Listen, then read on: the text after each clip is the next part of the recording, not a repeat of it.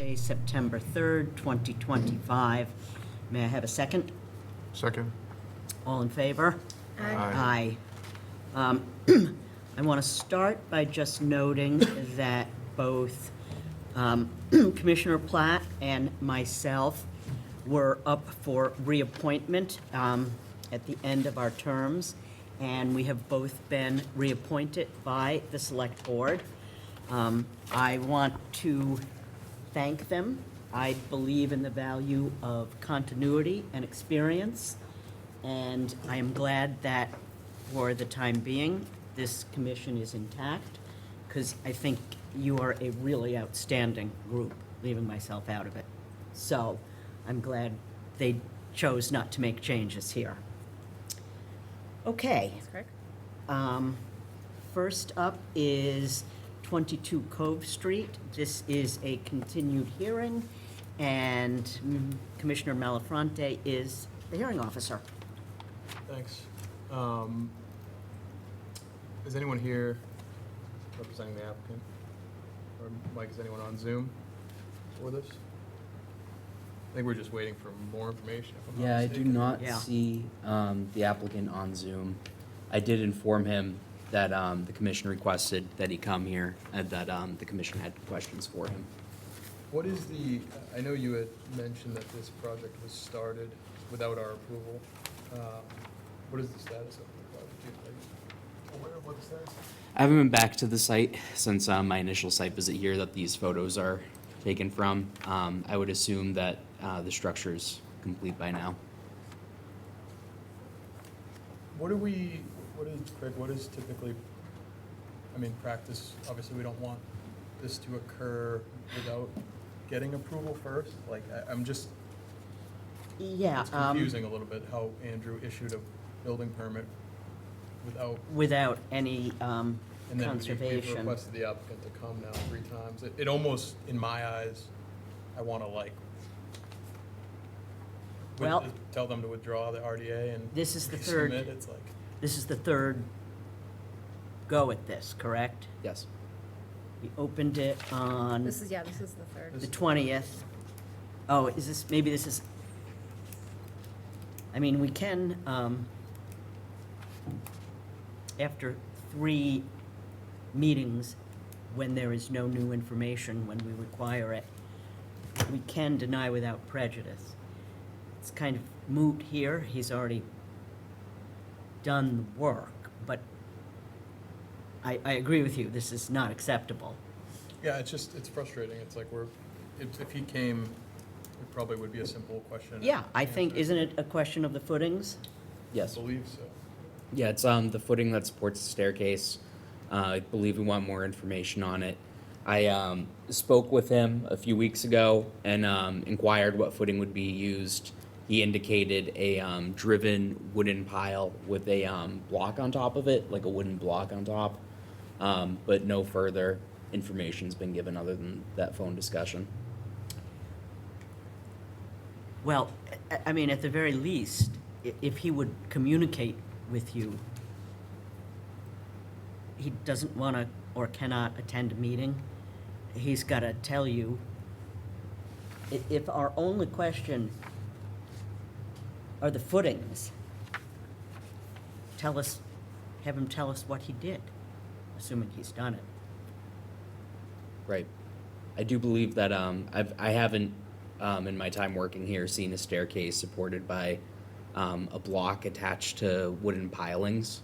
So I do feel like that's a fair question to inquire, and he just hasn't gotten back to us. Well, here's what I would say, Sam. One more chance, and then we deny without prejudice. And then it would be an after the fact. Then it would which be an is yeah. Increased fees. Right, Yes. that's, So that's, An incentive. I mean, we could deny tonight, but it is the third go.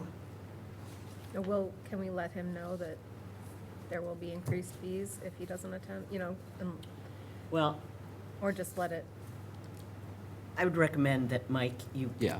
talk to him. He gets one more chance. Or the commission has the right to deny without prejudice. He needs to come back with a new filing after the fact. Yeah, don't think I've ever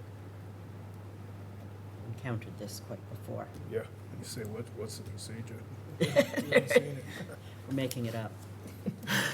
Okay, I'll make a motion for continuation to the 17th, Yes. September 17th. Can I have a second? Second? All in favor? Aye. Now we have the request for determination, 25-30 for 37 13th Road. This was withdrawn. So if you would just move to accept the withdrawal. Okay, I make a motion to accept the withdrawal of 37 13th Road. Do I have a second? Second. All in favor?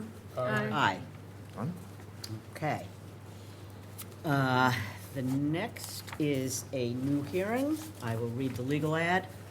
In compliance with the regulations of Massachusetts General Laws, Chapter 131, Section 40, the Wetlands Protection Act, and Code of the Town of Marshfield, Chapter 294, Wetlands Protection, a public hearing will be held by the Marshfield Conservation Commission on Wednesday, September 3rd, to consider the request for determination of applicability filed for 101 Avon Street. And the hearing officer is Commissioner Miles. Okay. Mike, can you confirm all administrative requirements have been met? Yes, all administrative requirements have been met. Okay. Is Mr. Fabrizio here or on Zoom?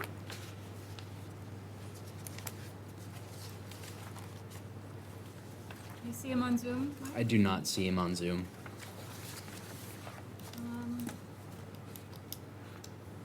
Well, perhaps we can maybe temporarily table it until later in the meeting in case he shows up. You want to do that, or? I would say let's go through it and see how far we get. And if we hit something that is gonna require a representative, Okay. then we'll table it and at the end of the meeting, continue if necessary. Okay, so based on the application, the applicant, it only includes enclosing an outdoor shower. So it's pretty small. The only question I had was what is it going to be secured to the ground with? What kind of footing? And also, because it would be an enclosure beneath the base flood elevation, I think it has to be slightly open on the bottom. So, to allow floodwater to enter in and out. So those were the only questions that I had, but otherwise I don't have any issues with the project.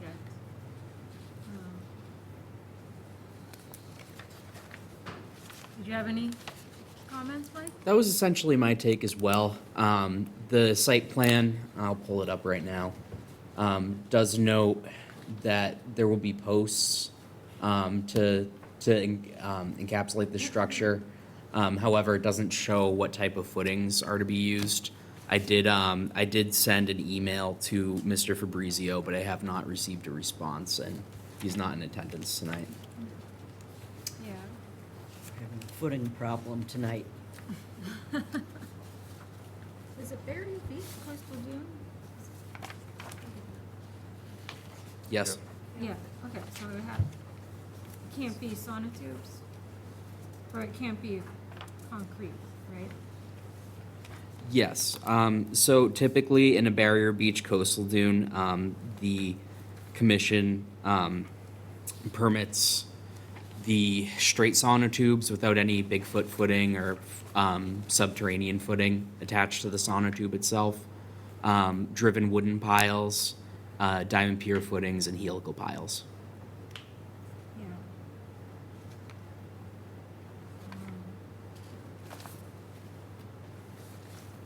Any commissioners have any thoughts? No, just one question. Just that one question. So we can table this in the event that Mr. Fabrizio joins the meeting, Okay, and if not, continue. all right. Okay. Next is also a new hearing, 148 Webster Street. In compliance with the regulations of Massachusetts General Laws, Chapter 131, Section 40, the Wetlands Protection Act, and Code of the Town of Marshfield, Chapter 294, Wetlands Protection, a public hearing will be held by the Marshfield Conservation Commission on Wednesday, September 3rd, 2025, to consider the request for determination of applicability filed for 148 Webster Street. And the hearing officer, the hearing officer is Commissioner Lake. Thank you, Corinne. Mike, have all the administrative requirements been met? Yes, all administrative requirements.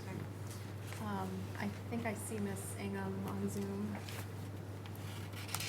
Yes, we're here. Hi, we're here. Hello, do you kind of want to just walk us through what your proposal is? Sure thing. So we live at 148 Webster Street, and we have 5 large pine trees that have been determined to be hazardous to our home. The 3 on the right side are hollow and dead. 3 different arborists have come and assessed them, and then the 2 on the left are significantly leaning towards the house and have damage to them. Yeah, and we were just looking to get them removed, that's all. Mike, did you have any comments?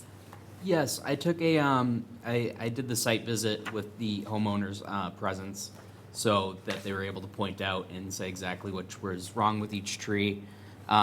This one here, I don't know if you can see it clearly in the picture, but there's a very large dead limb on this tree, and in the past it has caused damage to their fence when it dropped. There are 3 fairly close together. Here's another one. This one has been deemed to be hazardous by an arborist. And these are the 3 from further away. The 3rd one kind of being behind this front tree a little. As you can see, they're also covered with nuisance vines. And then towards the back, these trees did not seem like they were particularly unhealthy. They didn't have any signs of rot or anything like that, but they do lean towards the homeowner's home and could hit the home if one of them were to fall. Thanks. I visited the property earlier and met with the homeowners, and I understand their concerns, and also the concerns about the trees that aren't damaged. So I didn't have any issues with this project. Do any of the commissioners have any questions or comments? No. I just have one question, Mike, where is the resource area? The resource area is buffer zone to BVW. There is a small, appears to be a perennial stream on the adjacent property, but Yeah, there are can you go back wetlands. to the site plan and just point out the area? It's on the side of the home in this general area. I can also pull up a resource area map if you'd like. Okay, so all those trees are probably a minimum of 30 feet away from the resource area. Oh, yes. Yeah, they're definitely above the 25-foot setback to BVW. No issue.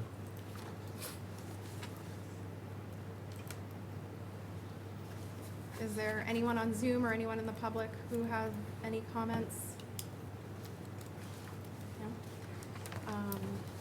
Okay, hearing none, I'm gonna vote to make a motion to close the hearing and issue a determination of applicability with a +5 and a -2.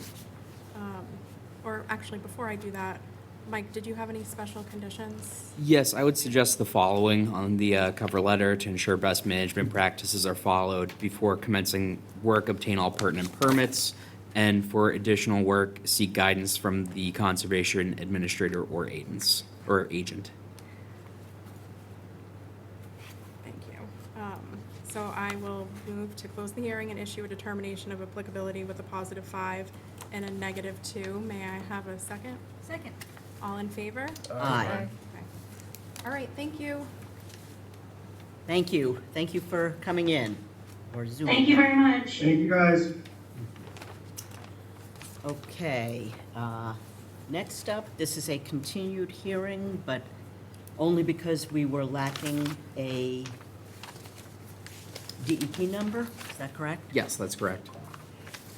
So, Corey, you are the, Okay, so we opened the Just- hearing last meeting and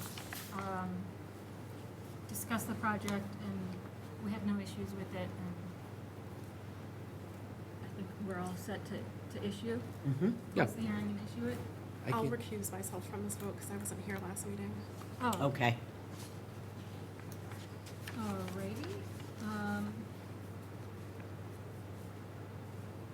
So, yes, we will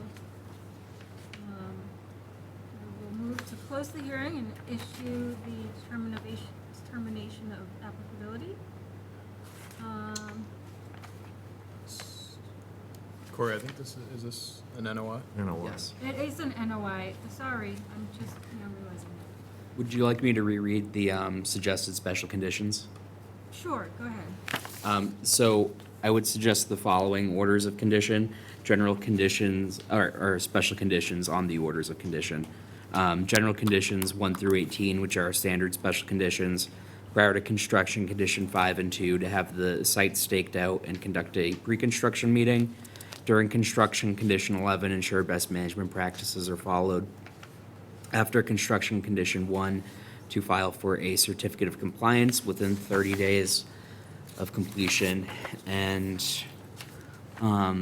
erosion control, condition 1, to ensure erosion control is in place and effective throughout duration of work. Thank you. All right, I move to close the hearing and issue the orders of conditions. Can I have a second? Second. All in favor? Aye. Alrighty. Okay. Next, we have 46 Foster Avenue. In compliance with the regulations of Massachusetts General Laws, Chapter 131, Section 40, the Wetlands Protection Act, and Code of the Town of Marshfield, Chapter 294, Wetlands Protection, a public hearing will be held by the Marshfield Conservation Commission on Wednesday, September 3rd, 2025, to consider the notice of intent for 46 Foster Avenue, and the commissioner is Commissioner Platt. The hearing officer is Commissioner Platt. Thank you. Mike, have all administrative requirements been met on this? Yes, all administrative requirements have been met. Okay. So the proposed work for this project is in a buffer zone to coastal bank, which is a seawall, and also land subject to coastal storm flowage, and the site is in a flood zone A03. It looks like you are here to present. Yes, hi, good evening. Nicholas Ling from Grady Consulting, here to present for the project. So we'll start with what's being removed to keep it easy. There's an asphalt driveway out front, a concrete patio off on the right-hand side, and then there's a large patio, concrete patio in the back that leads up to the seawall in the rear. There's going to be a complete removal of the asphalt driveway out front and the concrete pad on the right-hand side. Those are going to be replaced with a shell driveway and some flagstone walkways. And then in the rear, they're looking to pull out some portions of concrete to insert landscaping, as well as there's going to be a small section removed for the installation of a grill and fireplace. And then they would like to put matching flagstone on top of that concrete in the rear to match the front and the sides. There is a silt sock proposed around the entire perimeter of the property, given the resource areas and the adjacency to the seawall. And would just like to note that while there is some driveway removal and replacement proposed in the layout in front of the property, that is designed such to match all of the adjacent properties. I believe there's two houses down to the right that has the same appearance. So we're just kind of looking to meet that. It's kind of an additional improvement on impervious coverage in the area as well. I'd be happy to answer any questions. Thank you. So when you're looking at the house, to the right of the house, that's gonna remain, that will be where the concrete or asphalt driveway is gonna remain, and then, or It's is all that coming all out. gonna come out? It's all coming out. So there should be, I believe it's about 200 or 300, more than that. We're looking at Oh, I about see. 500 square Yep. feet of impervious coverage I removal. misunderstood that when I first read it. Okay, so that whole area is going to be shell, and then that cobblestone apron at the very front, against the roadway. Yes. Okay. All right, and then against the seawall, there's gonna be, the concrete patio will be removed right up against that, and that's where there'll be plantings? Just a portion in the top left here. Okay, You'll see there's a, not sure how to describe it, but there's a curvy planting bed proposed, kind of adjacent to the wall there.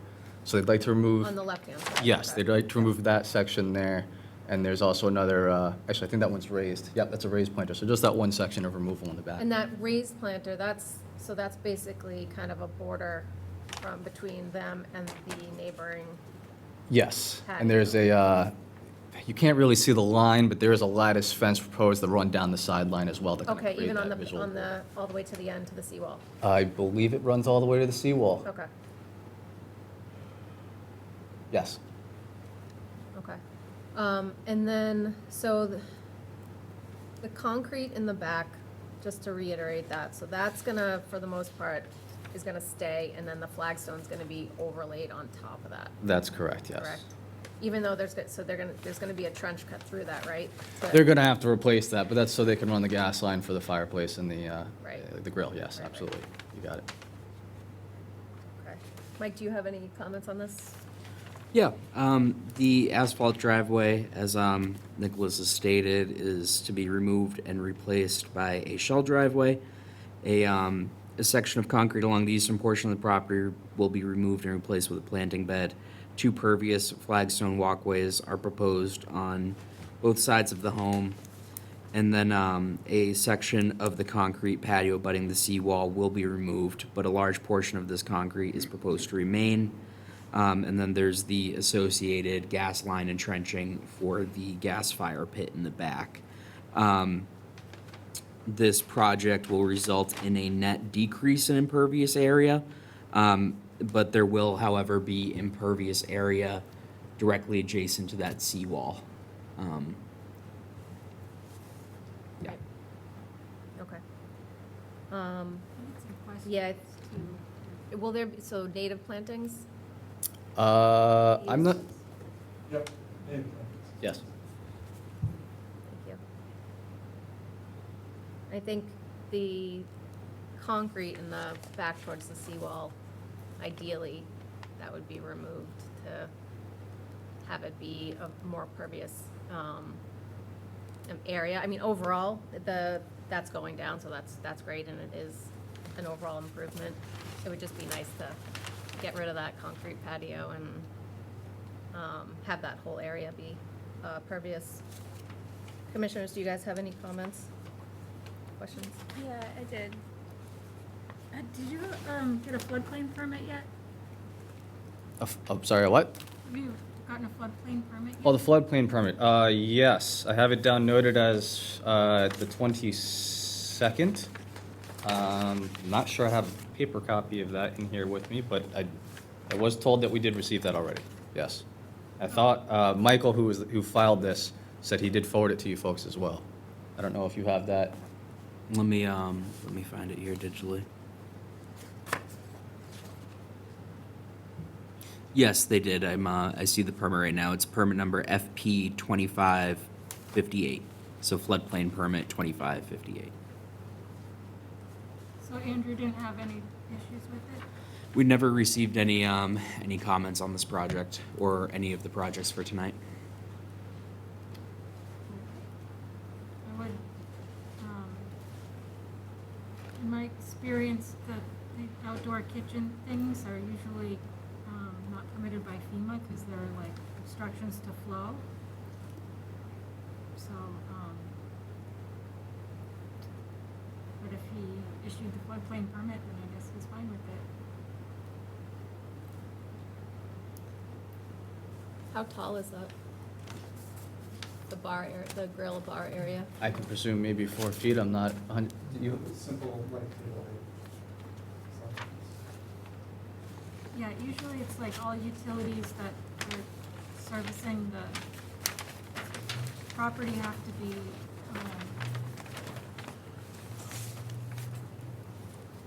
located above the base flood elevation and,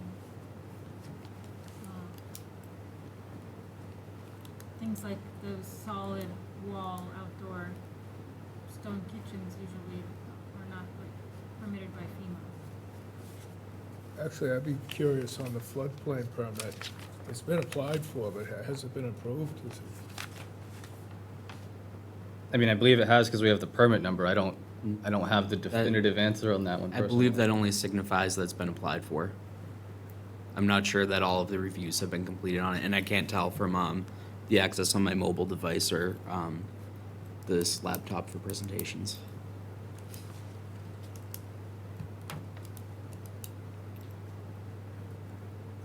Yeah, that's a good point. I'd be curious about that too, including the gas line. Yeah.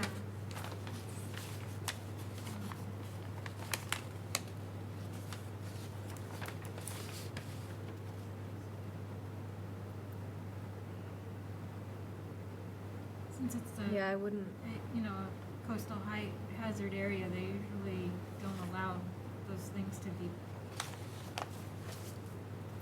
permitted. and I think there was a permit for some repairs on the foundation previously too. And obviously channeled water and, that's not gonna help the foundation long-term, or may affect it. Yeah.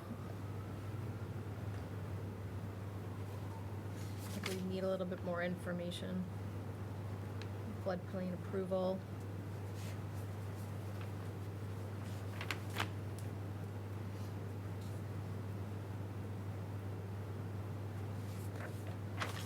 So basically pending the floodplain permit status.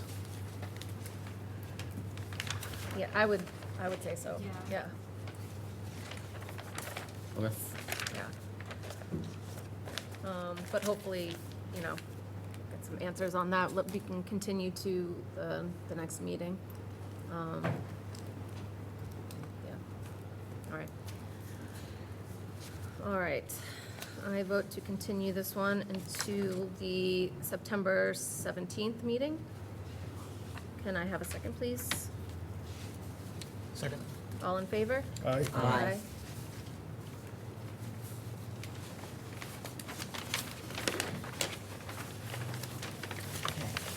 Thank you.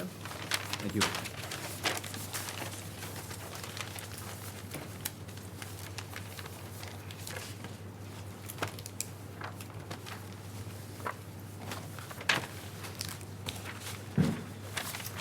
Okay. 47 Constitution Road. In compliance with the regulations of Massachusetts General Laws, Chapter 131, Section 40, the Wetlands Protection Act, and Code of the Town of Marshfield, Chapter 294, Wetlands Protection, a public hearing will be held by the Marshfield Conservation Commission on Wednesday, September 3rd, 2025, to consider the notice of intent filed for 47 Constitution Road. And the hearing officer is Commissioner Malafronte. Thank you. Mike, have all administrative requirements been met? Yes, all administrative requirements have been met. Okay, so this project, this property is located in a land subject to coastal storm flowage and a AO3 floodplain. It has been issued a DEP file number. Is anyone on Zoom or in the audience representing the applicant? Yes, James Garfield with Morse Engineering. Okay. You want to kind of give the narrative for the project? Certainly.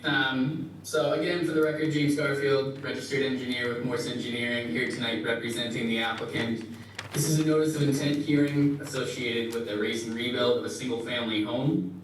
The existing site is 5,100 square feet in size. currently developed with a single-family home built in 1949 per the assessor's records. The subject resource area is land subject to coastal storm flowage, being a FEMA flood zone AE elevation 9. There are no vegetated resource areas within 100 feet of the project. We're proposing to demolish the existing dwelling and construct a new dwelling on a FEMA-compliant concrete foundation with flood vents. The project will result in a net decrease of 208 square feet of impervious area. The utilities will be cut, capped, and reconnected to the new dwelling. We are proposing a 12-inch mulch sock down gradient of the proposed work. And it should also be noted that this project has received approval through the Zoning Board of Appeals. We believe this project will be a great improvement to the site, and I'd be happy to answer any questions you may have. I'd also like to note, I don't think you said, but it's a net decrease of impervious of about 200 square feet from existing conditions, just something to note. Do any commissioners have any questions or comments on this?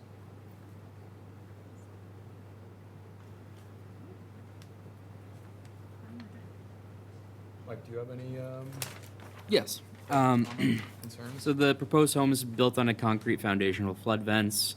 Back deck will be built off the home.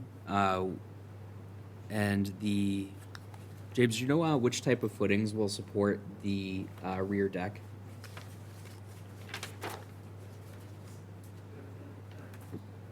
Mr. Garfield?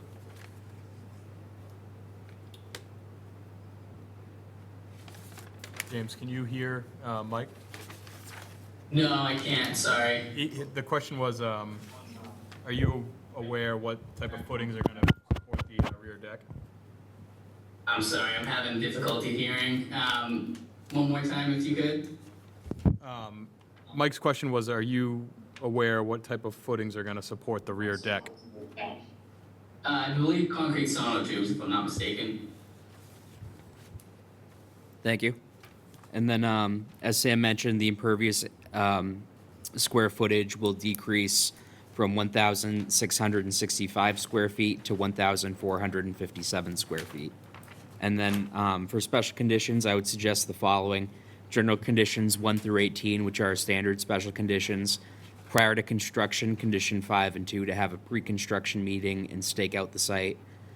During construction, condition 11, to ensure best management practices are followed. After construction, condition 1, to file for a certificate of compliance within 30 days. Erosion control, condition 1, to ensure erosion control is in place and effective throughout duration of work. And an elevation certificate will be required for this project. Awesome. Thanks, Mike. Do any commissioners have any final comments or no? Or any comments? Okay. Anyone in the audience or on Zoom have any questions or comments pertaining to this project? Hearing none, I'd like to make a motion to issue the order of conditions with Mike's special conditions that he mentioned. Can I have a second? Second. All those in favor? Aye. Thank you. Thank you, everyone. Have a good night. You too. Thank you. Okay. 278 Ocean Street, the jetty. Is anyone here? I do not see anybody here. You want to move to continue that one? That's fine. All right, I'll move to continue 278 Ocean Street to the next meeting, September 17th. May I have a second, please? Second. All in favor? Aye. Aye. Okay, this is the 5th meeting, Yeah. so we're gonna have to try to nail down what's Yeah, happening there. I'll reach out to the applicant and also check the zoning information. Okay. SE 42, 31, 48, 34 Marginal Street has been continued to October 1st, and SE 42, 31, 31, 91 Old Colony Lane is now continued into October, pending ZBA issues. So we have already done this, but I move to continue both 3148 and 3131 into the month of October. May I have a second? Second. All in favor? Aye. Okay. That concludes our hearings. Oh, should we circle back to Fabrizio? Oh, Fabrizio, thank you. Is Mr. Fabrizio anywhere out there? I do not see him. Why don't you move to continue it, Liz? Alrighty, I'll move to Oh, continue. I'm sorry, it's Cory. It was me, right? Yeah. Okay. All right, I'll move to continue 2533 101 Avon Street to September 17th. Can I have a second? Second. All in favor? Aye. Okay, now we are on to our business items. The first being 1184 Ferry Street. And I see Attorney Brodsky is here. Mike, perhaps you could lay out some background on what has Yes, happened here so, so far? I received a notification, that Greenheart piles were not being used to secure the float here at 1184 Ferry Street. And additionally, some of the piles, were not located in their proposed locations. So I issued a stop work order on the project and indicated to, the homeowner to proceed at their own risk. Meaning that if they chose to proceed with work, then they would be doing so at their own risk. Okay, and you are here to dispute this. Not disputed, Chair Hanneman. Good evening, everyone. My name is Adam Brodsky. As you know, I'm a local environmental attorney, and I represent Peter Bethanus, the property owner. And I wrote to the commission on August 12th, asking that the commission please rescind the stop work order and notice of violation. The two issues raised in the notice of violation were, first, the proposed location of the piers. There was an assertion that the pilings in the pier were not in the location on the approved plan. Immediately, Mr. Bethanus, upon receiving the notice, commissioned Grady Consulting to create an as-built plan. And in fact, during the construction, the contractor did make minor changes to the piling locations because they reached or experienced refusal while driving the piles. This is not uncommon for the construction of a pile-supported pier. You'll see on the as-built or the draft as-built plan that we're talking about a de minimis change in the location of the pilings. In the order of conditions for this project under your special condition E, it requires an as-built plan with the filing of a request for a certificate of compliance. And also it indicates that the applicant should detail the changes from the final approved plan that shall be provided. So what you typically do is when you have a project like this and things are moved in the field because you meet refusal, invariably there are changes. Those are typically captured in an as-built plan, and I respectfully suggest that that would be how this should be handled ordinarily. You'll see that it really is de minimis changes in the locations of the piles. The second issue is any requirement for the use of Greenheart piles. Importantly, the plan of record that was approved with the order actually calls out the use of CCA, 2.5-inch CCA piles, which were approved by the Conservation Commission. The order of conditions does not contain a special condition requiring Greenheart pilings instead of CCA. I provided you with a copy of the minutes of the April 19, 2023 public hearing that also don't address the use of Greenheart pilings. And I believe at or about the time this project was being reviewed and approved, the Commission's regulations regarding this issue were in flux. I do know that subsequently the regulations were revised to require Greenheart pilings for at least the floats.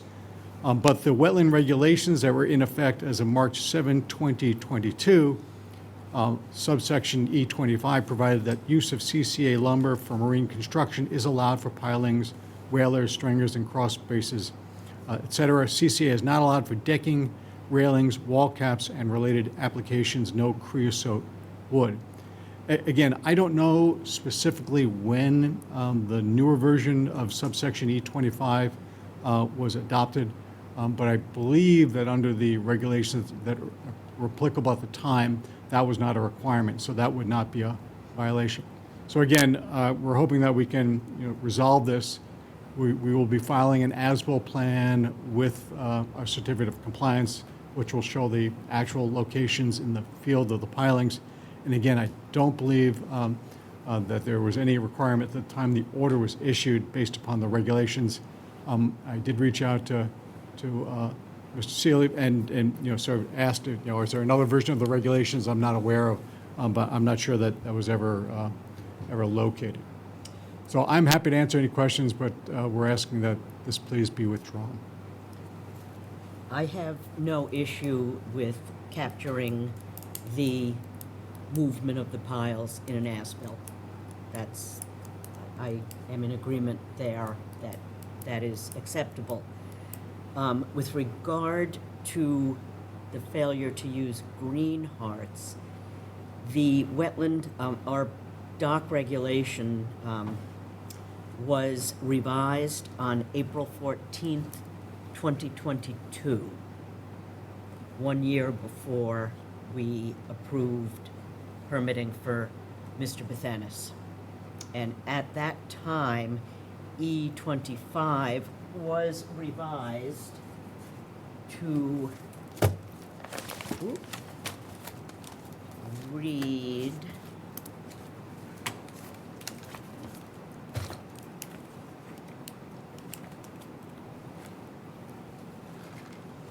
as follows.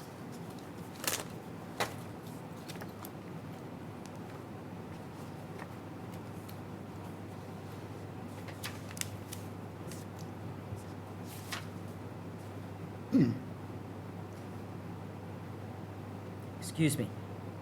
That was not the change in section 25.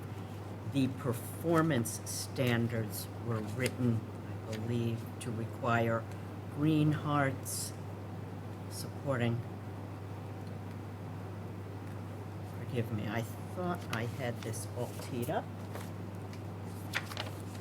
Yeah, you've got better information than me, but as I recall, it was well before this.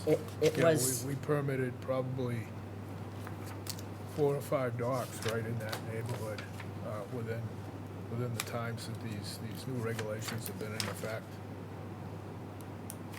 Okay. Performance standards amended on April 22nd, 2022. Number 25. Pilings used should be green hearts, which are renowned for 3 to 4 times the durability and bending strength of treated pine or fir piles and contain natural resistance to marine borers and decay without chemical treatment and leaching. And then it goes on to revert to use of CCA lumber for general marine, blah, blah, blah.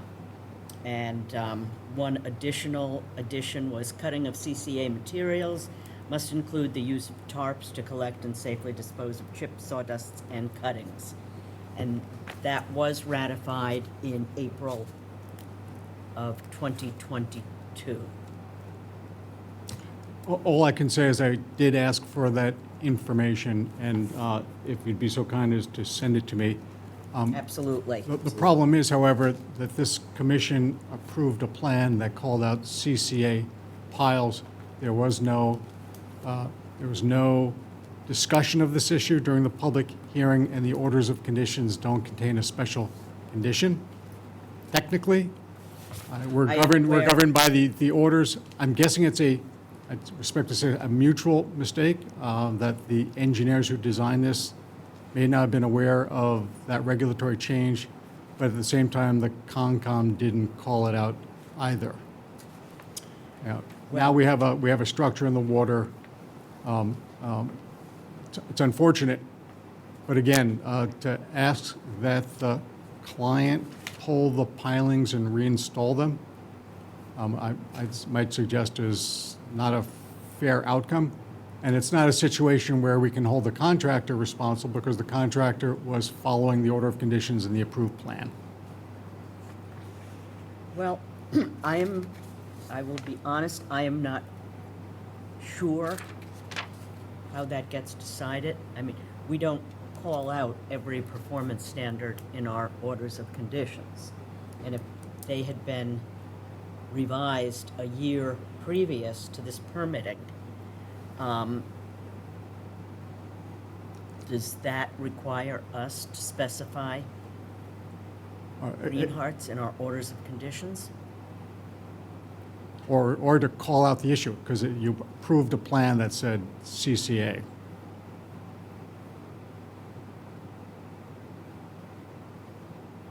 I think moving forward, Yeah.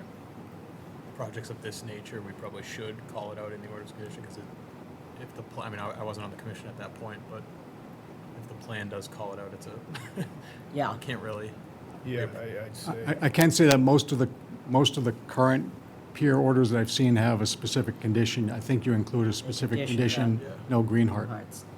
Well, Again, I think this was again, I'm not doubting the dates, but this is all in transition at the time. well, I would say we were a year into it, but I do understand some of the engineers may not be up to speed. And we did fail to condition it, and we did approve the plan. So I think we need to concede. yeah, before we get on to that, I'd like to go back to the discussion about the as-built. Do we know how much the position of the piles was changed? Yes, sir. The approved pile locations and the actual pile locations are shown on that as-built plan. I believe they're superimposed. I have a small copy myself, and I did not bring my reading glasses tonight, so. Yeah, Yeah, I didn't print that out. I had. yeah, Mike, do we have that? Do we have a copy of that? It's on the Google Drive. I have it up on the screen now. Yes. But can you point to? Or zoom in on the, Yeah. I mean, I guess actually, I see a rep from Grady here. Nick, are you here to comment on this, or? I'm not, and I'm not familiar with this project, so I'm Okay. not much help tonight on this one, sorry. But I guess as the engineers, if Grady, if they do the revised plan and they structurally approve it, I would think that. Yeah, it looks like it got it just got slightly bent, I believe, from the proposed plan. Literally, I think we're talking about a matter of inches. We're not talking about a matter of feet. Let me see if I have the, I can't. Looks the same to me. yeah, it's a bit blurry too when you It's hard zoom to in see, on it. It's yeah. hard to see. From your visuals, Mike, would you say, I would say that the float location is a bit off, which may impact navigability, and hard to tell without any comments from the harbor master. But generally, that the location of the float is seems to be an important issue to I was navigability. gonna, was this an instance where a mooring was moved by the harbor master to accommodate the float? I believe there was some backstory with that mooring and the float Yes, there. those minutes that you Yeah. included, they refer to that, so Yes. it's all very tight. So I think I- we need to have Harbor Master review it again and make sure the changes are to his satisfaction.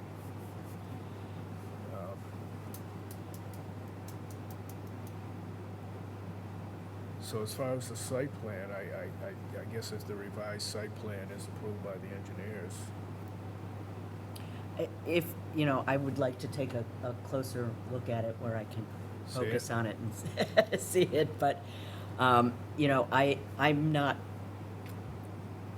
not gonna go to the mat over a small movement in pilings due to the inability to drive them where they were originally specified. And as you say, Bert, if the engineers are, all right with it, but I do think we need to hear from Mr. DeMayo on the float, just to make sure that has not ended up in a place he didn't anticipate when they did move the mooring, because it's very tight there. And then, on the issue of the green hats, I think the reason we've encouraged the use of them and required the use of them is for the longevity of projects. Because it's very disruptive to go in and drive piles and everything else. We want these piers and docks to last as long as possible. So to remove these and do it all over again, I'm not sure if that's to anybody's Advantage. yeah. But if we need to continue this anyway, maybe we can get a little more input on that also. Could I make a suggestion? Could the commission vote to rescind the stop work order upon the condition that the harbor master approve the final location of the float, simply so I don't need to come back and have to bill the client?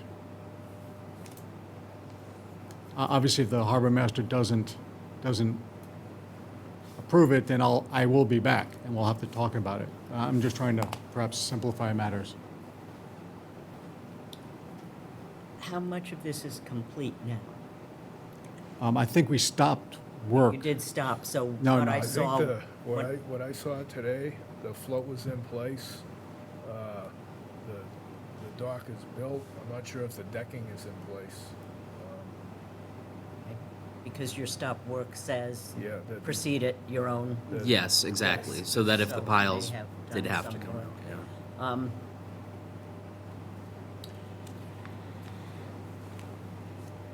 What do you So think? what is the nature of the work that's ongoing? And would that- Again, I believe, I don't know that exactly, Mr. O'Donnell. I mean, it has to be completed. I was led to believe that Mr. Bethany had stopped work. Didn't want to, But like, does the work that's ongoing have anything to do with the final location of the float? no, the pilings have all been set. Yeah. So if they continue to work, and then the float has to be adjusted some way, the work going on isn't going to, have adverse effect on that, so. I mean, What's done is done, and yeah, if it has to, he's going to have to move the float, he's going to have to move the float, but the work that needs to get done wouldn't impede that one way or the other. I'm wondering, I'm asking. Again, I don't know whether the gangway could be shortened. I don't know what the fix is. I'm hoping, again, this is too long ago for me to remember the details. I believe that I'm not even going to guess. Well, Again, it's not a significant relocation of the float. It is moving a little bit closer to the channel. I don't know if that's a couple of feet, and the float but is. it's not going either north or south. The float is in the water now? If I looked at the correct float, it's pretty crowded down there. Yeah. but- No, there are piers and floats on either side. Oh, But yeah, no, I know. again, if it was shifting to one side or the other, which would create a potential conflict with the neighboring pier, I get it. If it's going out effectively on the design Yeah. seaward. No, I'm more concerned about it impeding the channel, if it has, And again, I'm not arguing know. that the commission should not consult with the harbor master regarding this. I was just trying to, as a matter of procedure, rather than putting this on the agenda for 2 weeks, perhaps an approval subject to that condition might streamline your agenda. If the harbor master has no problem with it, we're good to go.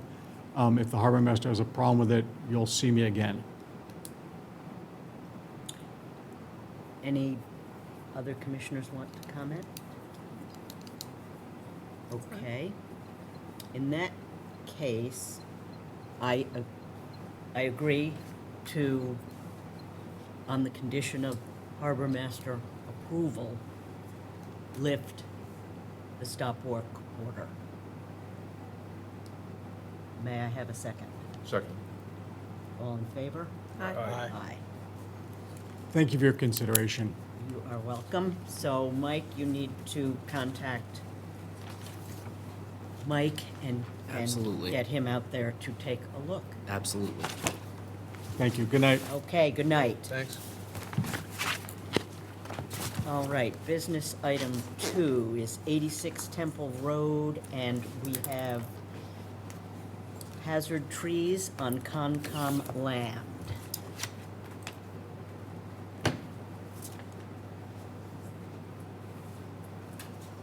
What can you tell us, Mike? So this is some recent satellite imagery from this year. It was really hard to get a couple good pictures of this tree leaning over the home there, but this tree is splits at the base, so there are two almost distinctive trees growing out of the same base. They're both dead. There's no leaves on the branches. They've been dead for quite some time. And the homeowner is hoping that the Concom will remove them. They're located on land under the care and custody of the Conservation Commission. And additionally, there is this tree by the street that is hazardous to their driveway and parked vehicles that is also on conservation land. And as you can see, that one is dead as well. Seems to be a few. So okay, there's the one on the end of the driveway, and then Yep. are there two in there? That's one tree, but Oh, one tree. they split at the base. Oh, okay. Yeah. Well, that clearly looks like a problem. What is our tree removal budget? We received an additional $40,000 for tree removal at the last town meeting, so we should have the funds to cover it. But I can reach out to Roy Gross, who is a contractor we've done business with before, and request quotes for the removal of these trees. And I'll also contact the DPW. It's possible they may be able to remove them, but given the location and how overgrown the area in which they're located is, it may be not practical for them to do so. Perhaps they could get the one out on the end of the driveway. Yes, perhaps. Let's try for that. Yeah. Anybody have any comments? Nope.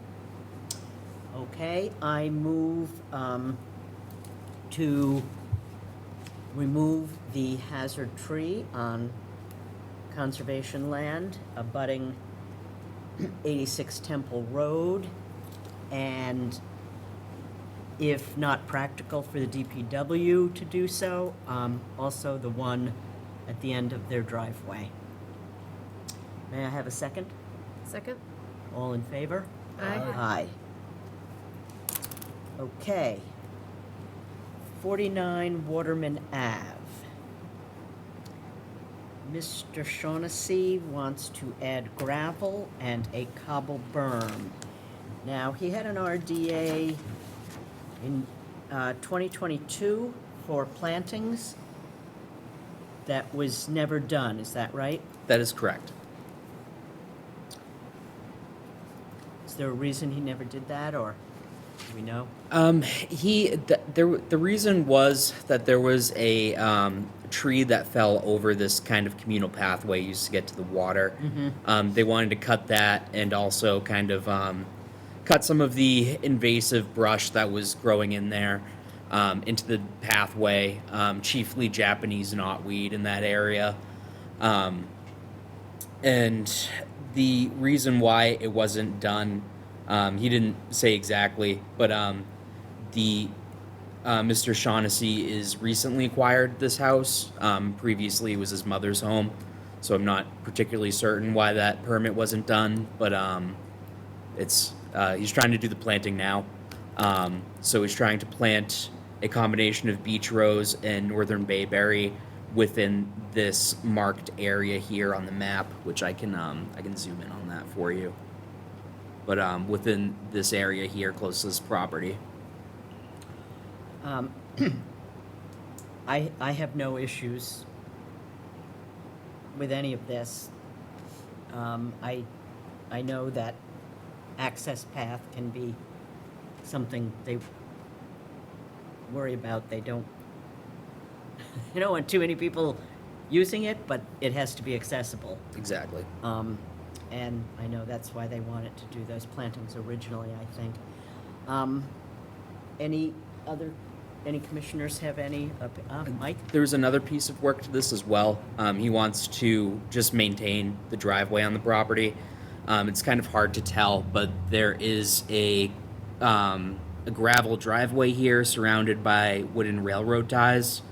He'd like to replace the railroad ties with stone, like cobble, and then add maybe about 1 inch of gravel. He didn't even think it would be that much, just something to cover up this grass and the weed growing in between it.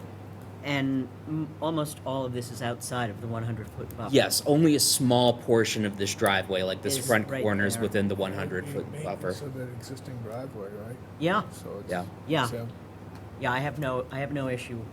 What is the, in the plan previously, was there work on the other property? Or does he own both of them? He now owns both of them. Oh, okay, sorry. Yeah. Yeah, that, I think he just got that, was his mother's property? Yes, his mother's property was here, and then some of this planting, I believe, was even on the town land, and a small portion of which on 54 Waterman. Yeah, but this. Are we allowed to, does he own that property? I don't believe he's planning on planting on 54 Waterman. I believe he's Yeah, I think trying to keep 54 it. is somebody else. It Yeah. wasn't That's what, I for- mean, Yeah, the plan just. yeah. 54 is a different owner. Sorry. Yeah. Well, he already had an RDA for the planting Yep. On 54, on 49. right. That's what Why does it say? I'm just saying that the plan here, it looks like he's proposing it on someone else's property. Well, no, this is the old plan from when he filed for the RDA under in 2022. He's looking to keep the planting on his property, or in why he's coming to us is to plant in this area here. The larger, yeah, the larger of the two polygons. Gotcha, sorry. Yeah, it's maintaining a driveway and planting that was actually previously approved Yep. with an RDA. The neighborhood, there's some neighborhood rivalries in the neighborhood too. So I think just having the discussion at a public hearing helps the yeah. issue as well.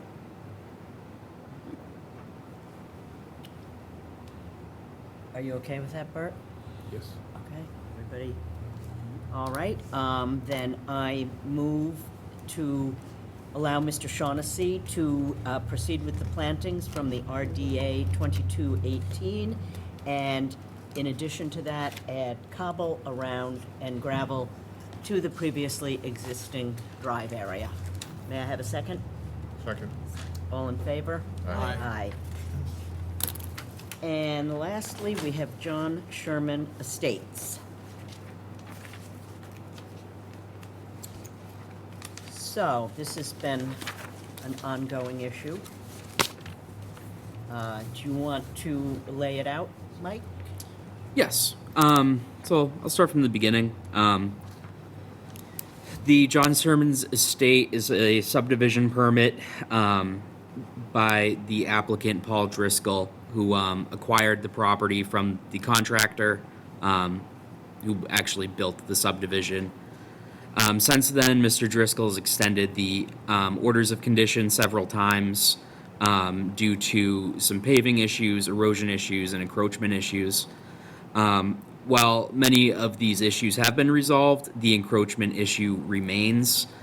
Here, one of the residents who bought a home in the subdivision, Mr. Larkin, at 117 Wrights Way, encroached into open space, put up a fence and has been maintaining 3,470 square feet as yard since acquiring the property.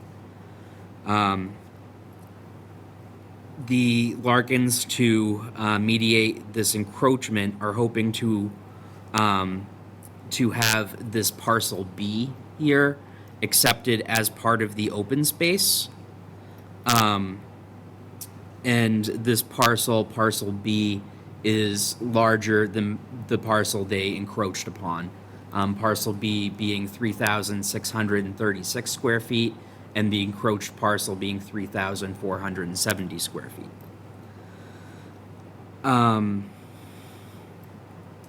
So yeah, they want to include this area as part of the open space to the subdivision. Having changes to this subdivision plan, that'll need to be captured on an as-built site plan or an amended order of conditions issued.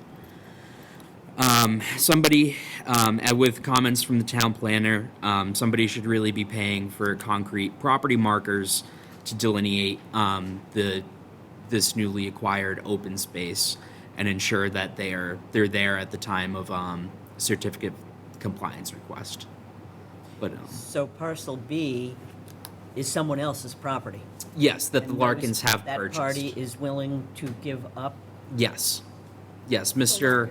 Larkin or property. Casey No, Ruggiero. Larkin is the one who intruded into open space. All right, so they don't own He wants parcel to B? swap that for parcel B, which seems to be owned by the Ruggerios. Yes, so Mr. Larkin encroached on open space and is hoping to buy this section of Mr. Ruggiero's land and donate it to open Donate space it for to- Okay, compensation. that's where I was confused. Okay. Yes. And Mr. Ruggiero is fine with that? Or the, Yes. oh, okay. Well, So didn't we already have this discussion? What's different, Mike? I wanted more background. I wanted to know exactly what they were coming to us and asking for. There were preliminary discussions before, I believe, that may have came up amongst the This has been commission. kicking around for a very This long has been time. kicking around for a very long time, and this issue's been a problem for a very long time. I know there were several things that were discussed between the town planner and Mr. Larkin, this being one of the options, which ultimately they chose. But this has been talked about for quite some time, yes. Well, if, both parties are in agreement, and if the town planner is approving of this solution, I think the issue would be concrete markers. Who is proposing, like, who submitted this A&R? Is it Mr. Driscoll or Mr. Larkin? Who submitted this plan here? Yeah. I believe Mr. Larkin submitted it. So what is the I would have to comment- I would have to check, though. I'm not 100% certain on The that. comment saying, regarding who's paying for the concrete bounds? Yes. Mr. Larkin is the one that submitted this. Is this a, Well, it's Just a called business item, is that- Driscoll who's trying to. That- This, and correct me if I'm wrong, this was an instance where Mr. Driscoll acquired this subdivision when it was only partially built. And Mr. Driscoll is not a developer or a whatever. He's a lawyer, and he ended up with this property. And instead of, ordinarily, I believe you would have one overriding order of conditions. But here it got segmented into property by property. And I can't tell you all of the details of that. Am I anywhere close Yeah, to? you're very close. The only other thing is it's an open space residential. So there's a component of open space that the developer, Has to- Mr. Driscoll, has to convey, either a CR, or I think he's chosen to turn it over to the town as open space. So this piece that was encroached on has been the sticking point I think separate. But it wasn't him specifically who, like that property is currently owned by the Larkins, right? Right. Correct. Right. So that's kind of the But question. Right, The but he's onus- trying to get this whole thing settled, so this is why, actually, the town planner did a lot of the legwork to get this worked out. Yes, And get it put together. you did. So I think it's, Well, I guess it seems like it's gonna be an issue, though. Who pays for the Well, yeah. well, I think, concrete my bond? thought would be, it'd be, as you say, the Larkins. If That's they what I would encroach, think. why would, Yeah. yeah, Yeah. he shouldn't be liable for their, What does it cost to put concrete markers in? I think it's probably more the surveying cost Is it? than the actual bound itself. Could surveyors in the room might be able to. And can they use, I mean, it's clearly this property's been surveyed up, down, and sideways. I'm sure they have it, I yeah, think whoever it's just setting the Setting the bounds. setting the bounds. bounds, yeah. I mean, I don't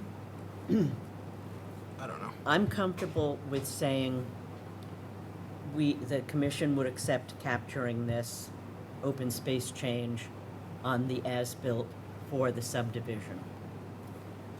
But I think we should require that there are concrete bounds installed. Yeah.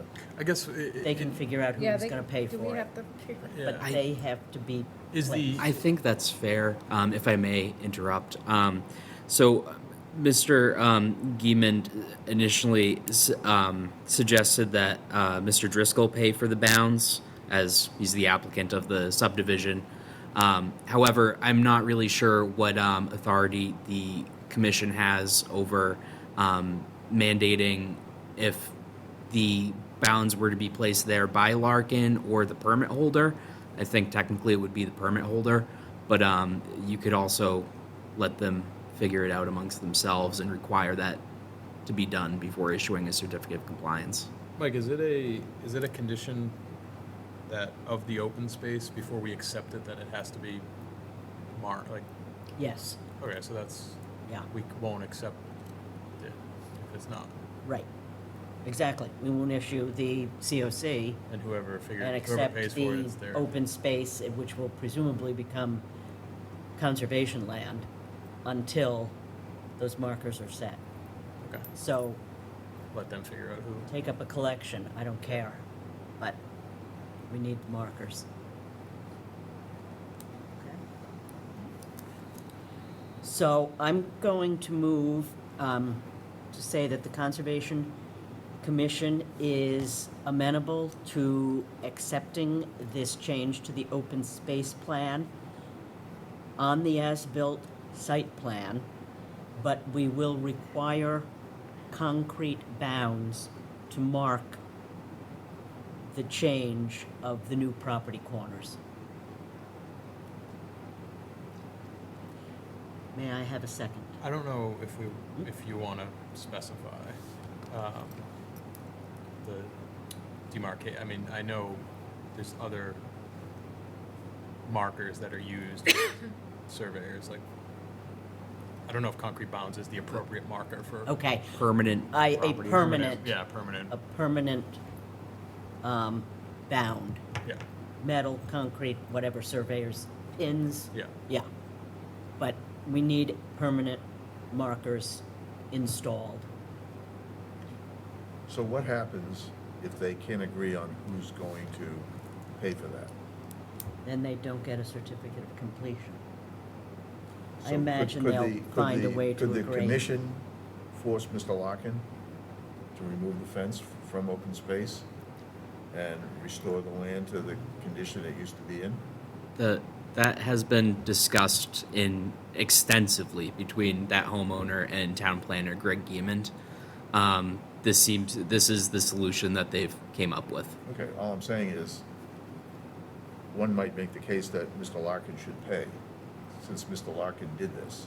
And therefore, if Mr. Larkin doesn't want to pay for the new markers, then Mr. Larkin has to put the land back into the condition that it should have been originally, 3,400 plus square feet, which would, I think, might be a little more costly than paying for the markers. Well, that's why I'm willing So- to say, we can accept this, but we need markers. Yeah. And I don't care who pays for the markers. If All Mr. I'm saying Lark, is the incentive for someone paying for them might be, you have to then restore the land. You don't want to pay for them. Well, you know, I know this has been years in the making to get here, and I don't want to undo Exactly. particularly Greg Guimond's hard work on Exactly. all of this. But I do believe that if we accept this and simply say we need permanent bounds installed, I mean, I got you, I understand. Yeah. I'm just trying and to, I will let them talk amongst themselves to see who's gonna pay for that. But we're not issuing a COC without them. So, and to me, that compared to buying property and blah, it's gotta be trivial, I would think, right? To put markers in? I don't know. Yeah. But, okay, so the motion is on the table to accept change on the as-built, and concrete bounds, or permanent bounds are required. I will second that. All in favor? Aye. Aye. Okay, now we are on to certificate of compliances.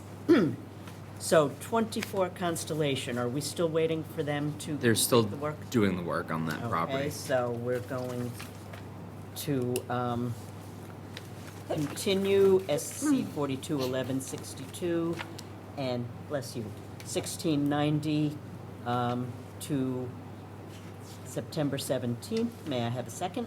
Second. All in favor? Aye. Aye. 76 Carolyn Circle. Are we still waiting for shellfish mitigation? No, I confirmed with Harbor Master DeMayo that they received shellfish mitigation, and additionally, I walked the property with Mr. Gomes. It appears as though the Phragmites have been moving in closer and closer to this property, but haven't become an issue for line of sight yet. I did discuss with him that when that does become an issue, the commission does regularly permit vista pruning and nuisance vegetation management, as well as invasive vegetation management, so that he should seek the proper permitting route for if and when that becomes an issue on his property. So this is good to go. Yes. All right.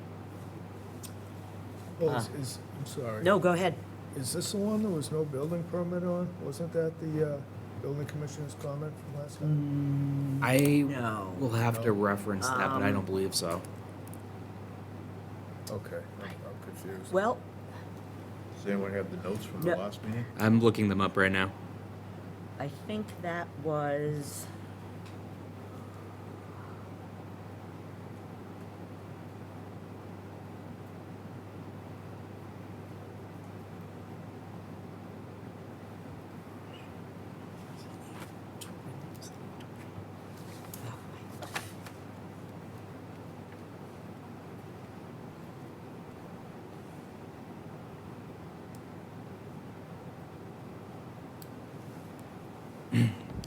Yeah, Bert, you are correct. According to Andrew Stewart's last comments, the applicant never filed a floodplain permit or a building permit and never had any inspections from the building department. These are required conditions of the ZBA special permit and are subsequent permits that should have been obtained. These permits need to be obtained in order to comply with the floodplain bylaw, or the applicant will be in violation of municipal zoning approval for the Chapter 91 license. Okay, thank you, Bert. I was thinking that was another one. So, we are not going to approve a COC for 76 Carolyn Circle. And you need to speak with Mr. Gomes and tell him, Yes, I will direct him to speak to the building commissioner building commissioner. regarding those permits that he mentioned. Okay. So we're going to continue 76 Carolyn Circle. May I have a second? Second. All in favor? Aye. Aye. 278 Foster Ave. This has piles that were not on, and again, I think we're waiting to. Yeah, we're waiting on a revised site plan for that one. Okay. So we will continue SE 423103. May I have a second? Second. All in favor? Aye. Aye. And 33 Farragut Road. I think we can approve this one, correct? Yes. Everything is paid up? Yep. Okay, I move to issue a COC for SE 42-3107, 33 Farragut Road. May I have a second? Second. All in favor? Aye. Aye. That, Do you have a question? Not about that one in particular, before you adjourn, yes. sure, go ahead. I don't want to throw her under the bus, but I believe it was Liz I spoke to, instructed me to come here for the business portion to discuss 74B marginal streets. I didn't want to let you adjourn before I brought that up, so. It is an older project, but the owner is looking to now obtain a certificate of compliance. Would you mind speaking in the microphone? No, not at all. I didn't want to. Just so we can capture it on the public record. Yeah.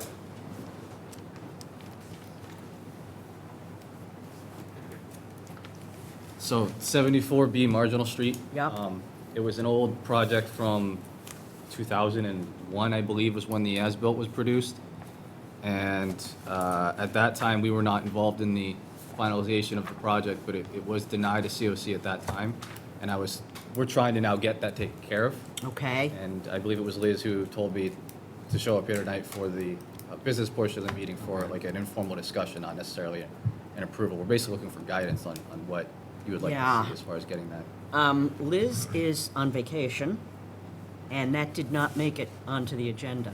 I apologize if you were informed that it would be. I did not know anything about that. I do remember this property, and I knew that there were some issues there that needed to be resolved. I apologize, and all I can say is we will put you on for September 17th. Okay. Is that, that's, yeah, Yeah? that. Okay. Forgive us. It's okay. Thank you. I wondered why you were waiting till I the know. very end. I was like, what am I missing? And that's it. Thank you. Thank you. Okay. That concludes our business. I move to to close the Conservation Commission meeting for Wednesday, September 3rd, 2025. May I have a second? Second. All in favor? Aye. We are adjourned.